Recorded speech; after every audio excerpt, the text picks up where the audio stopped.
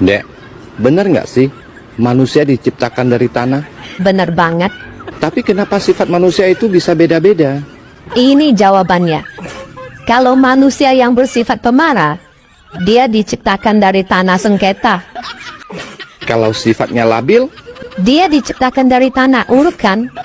kalau sifatnya sombong, Dia diciptakan dari tanah tinggi.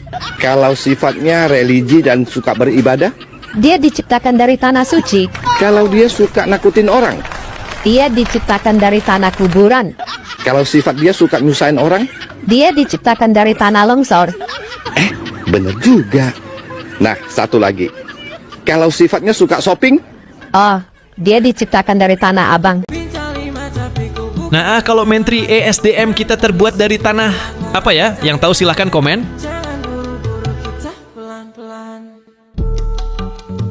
Curi-curi pada